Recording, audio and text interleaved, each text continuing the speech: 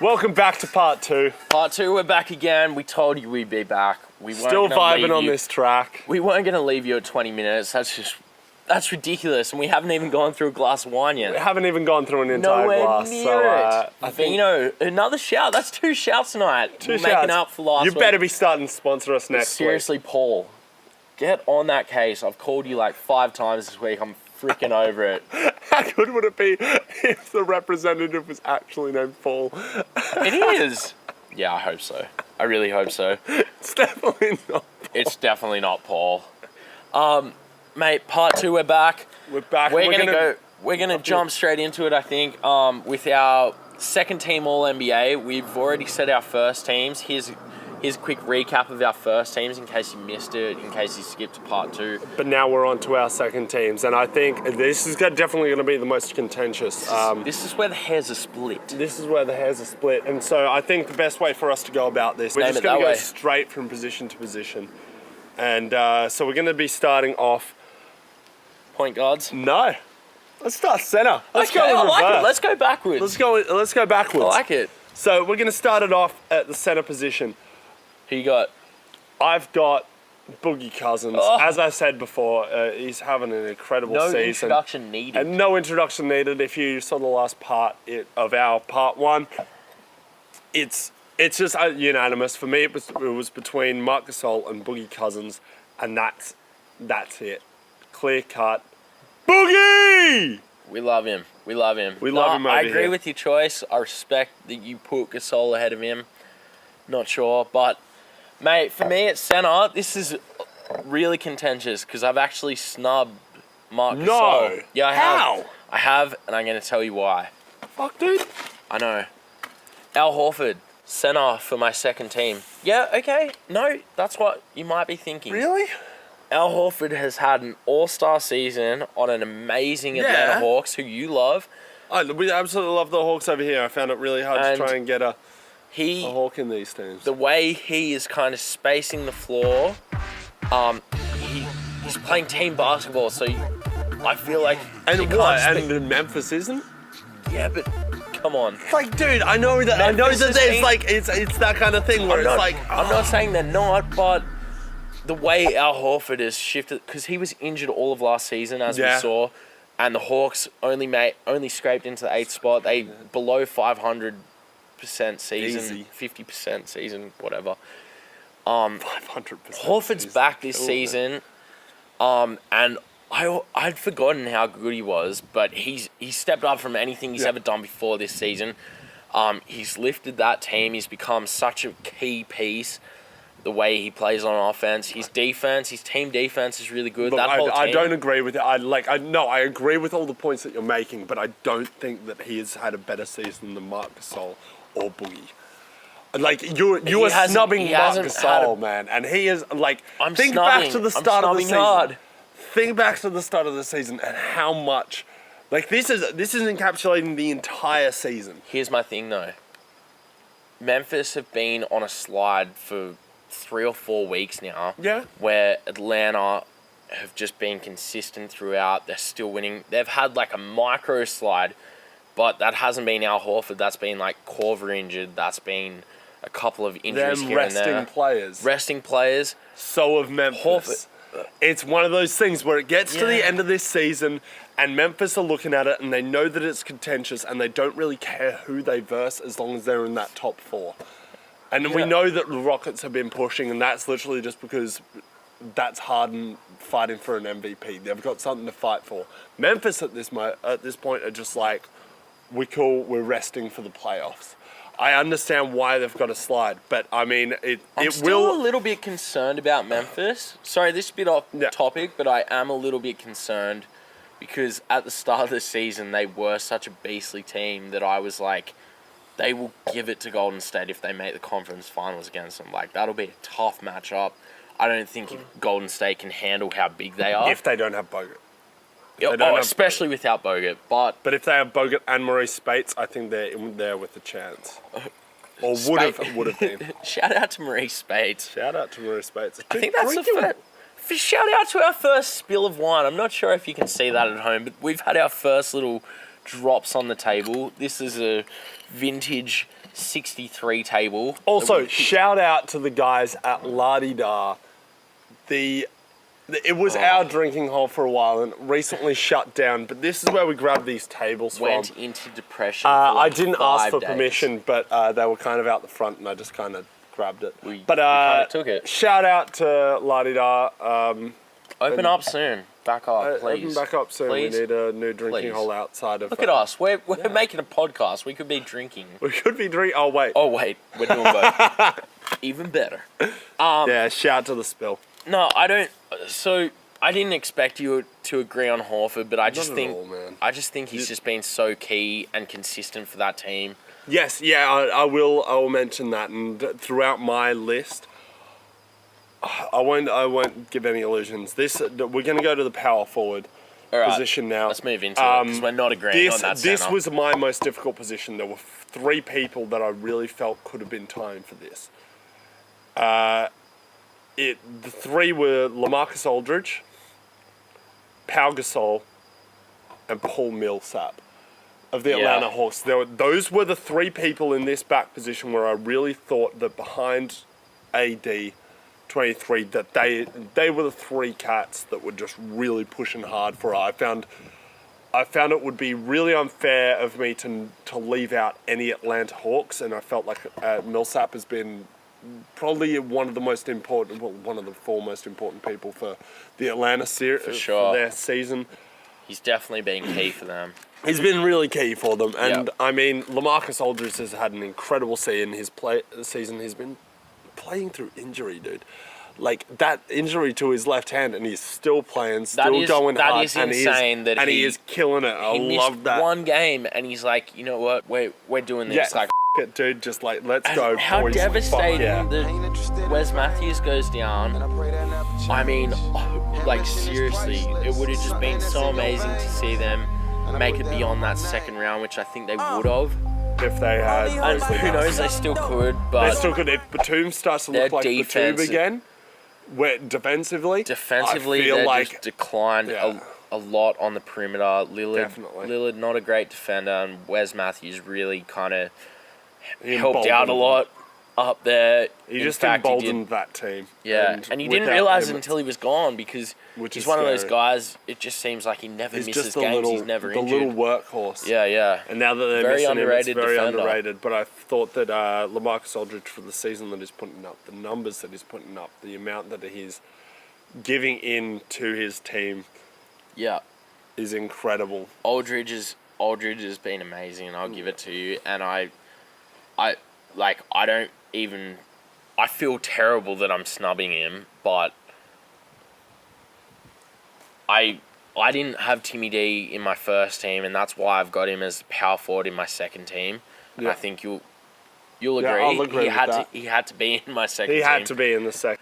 I was watching just kind of maybe the first quarter of the Spurs versus OKC game, and Timmy D's just making these timeless shots, and you just like... And they just don't have an answer for it, OKC. Like, they don't have an experienced defender. I don't even think an experienced defender could guard Timmy D. And even when he's not shooting, he's passing it, he's moving the ball. He is the anchor for that Spurs offense and defense. He's just an amazing, timeless player. Like, after 18 years, what an amazing guy, and what an amazing career. Probably...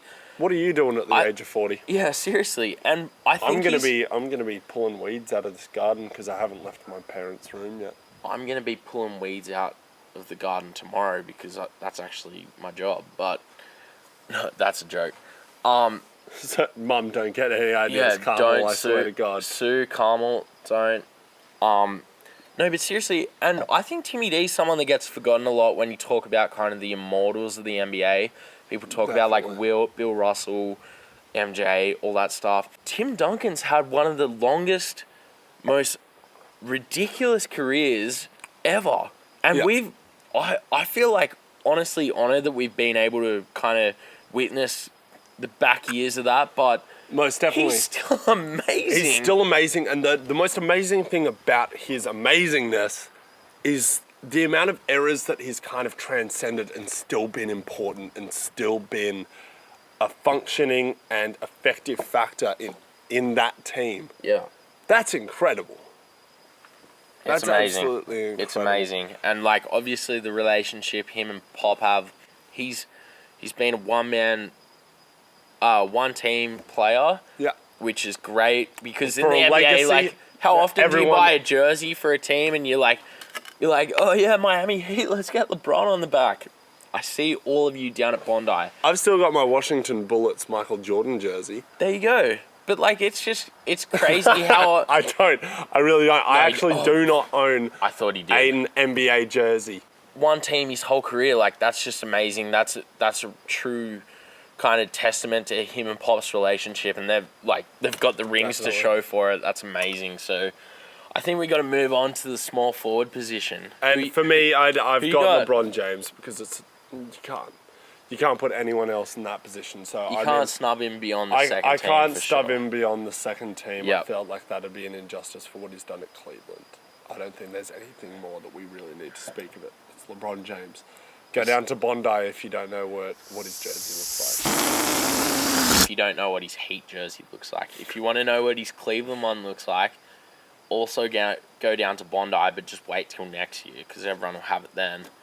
Yeah, good point, because it'll totally be in season then. For sure. Yeah, man. Small forward position, bit of a contentious one for me, and I'm almost already regretting it. But I just think after the last kind of 4 or 5 weeks, he's reminded me hard of how damn good he is. And we're sticking with the Spurs. Kawhi Leonard. No. Yep.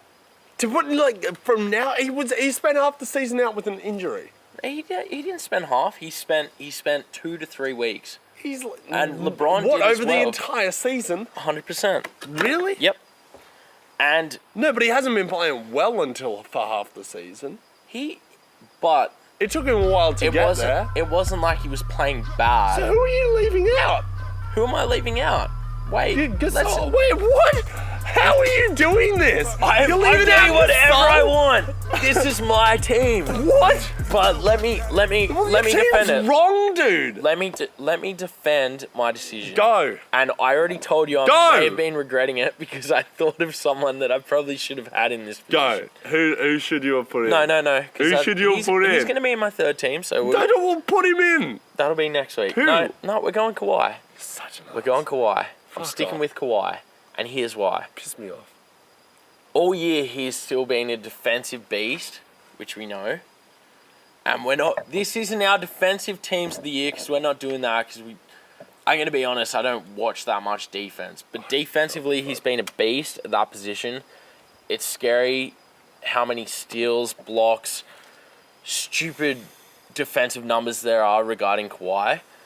But in the last 4 to 5, 6 weeks, his offensive numbers have just increased. He's averaging nearly 20 points a game now since the trade deadline. He's hitting these threes again, which is huge for the Spurs. Stop rolling your eyes at me, Fish. We're about to have another fight again. I don't want to have to bring up the fight slide No, again. I don't want to slight. I don't want to cry. You can't deny that Kawhi is Oh just no, being amazing. he's an incredible player, and I feel like he still has a potential playoffs MVP in him for this season. The way that he's been rolling, Yep. I think that he could potentially have that. But to see the entirety of his season as a whole, it's hard. Can I also say one thing in my defense? It's really hard. I wasn't gonna cheat someone like Pau Gasol into the small forward position. Yeah. That's my only thing. because and I he- would have put Pau above him Yeah. in power forward, but I just had to get Timmy D back in. Yeah. Obviously. You have to, because you played it true in the first. Yeah. So that's my defense. Kawhi, I still think's had a pretty damn good season. But let's move on to the shooting We're gonna guard. And I move think we're about to argue again. We're definitely about to argue again Oh, because no. for me, I found it really hard to leave one of these two out. There was another name that really was kind of pushing it, and it was between three people. I didn't know whether to go for a true 1 and 2 or just to go for two guards, and I chose on the latter. I wanted Chris Paul at the point guard position and Russell Westbrook at the second position. I know that Russell Westbrook plays point guard, but I found it very, very difficult to not put those two in and to snub Klay Thompson, who I think has been fantastic for the Golden State Warriors. It was definitely between those three for me. So we're actually not going to argue. Only because... So I've got Westbrook as the point and Klay as shooting guard. Played it true. So the only reason I didn't have CP3, and I would put him ahead of Klay in terms of the season he's had and how important he's been to his team, but I just chose it as a true shooting guard, and so that's fine. That's fine. No, I like what you did though. I think CP3 deserves to be ahead of Klay. I think he's had a ridiculous season as well. Klay Thompson, I mean, you always hear Steph Curry out of the Warriors, how big he's been. Draymond Green, defensively, how good he's been. But Klay Thompson, in terms of... He makes the best backcourt in the league. Fair. 100%. Like, it's... For a guy to be putting up those kind of numbers and be underneath an MVP candidate, to be under a potential defensive player of the year, potential coach of the year, potential exec of the year, potential six. No, let's not. No, we won't go that far. But for him to Fish. be there, he's absolutely killing it. He's doing really well. So, I mean, you gotta give it up to the guy. This is a guy that this is his 4th or 5th year in the league, and it just seems like each year he kind of progresses. Like, it's like Klay's good, Klay's really good. I'm not sure what Fish is doing right now. I think You just got eeny, meeny, miny mode. I think, okay. I just got mode. Klay, what he's done this season, he's really stepped up. Not like, obviously we knew he could shoot the 3, but I think his playmaking abilities kind of stepped up. Definitely. I think his assists have increased. I'd have to look that up, but definitely. It seems like the way he moves the ball, he's kind of handling the ball a bit more up the court. Steph's playing off him. Yeah. They're able to interchange that 1 or 2, and I think love how versatile he's kind of become. He's become more than just a catch and shoot guy. Definitely. So for me, he's kind of been Fair probably. enough. I'd say probably one of the top 3 shooting guards in the league. Jimmy Butler would be there if he hadn't been injured for a while. Yeah. But I've got to give it to Klay. Definitely. Just how far he's come this year under Steve Kerr. And I think that's pretty much... Westbrook's almost a no-brainer. He's been stupid. Incredible. And I don't disagree with CP3. And we're gonna put up a clip of Westbrook if you don't believe us. He's a different animal. Westbrook racing. Westbrook's 4th, his 2nd and triple-double. Who is that masked man? That was amazing. Oh, God. Oh, God. That wasn't actually Westbrook. That was Donatello at his best. But, oh, by the way, Fish forgot Westbrook Appreciation Week. I totally forgot. I want my best Westbrook impersonation. Like, this is me at my post-game interview, round 1 of the playoffs. I'm looking more like KD, just without the glasses you're and a little the bit of KD. I don't mind that then. We've kind of gone just the OKC Appreciation Week. Yeah, Shout out to KD. Rest that foot, bud. I can't wait to see you next We season. really want to see you next season. No one likes an injury. But I think that's it for our second team All NBA. We're going to be... I think that's a wrap on our second part. Part 2. Wow. Yeah, part 2. Click this link to go to part 3. Sorry. Look at where my gummy hand is, and you get a good idea of it. There's a good little overlay there. Part 3 coming at you in a sec. Coming at you.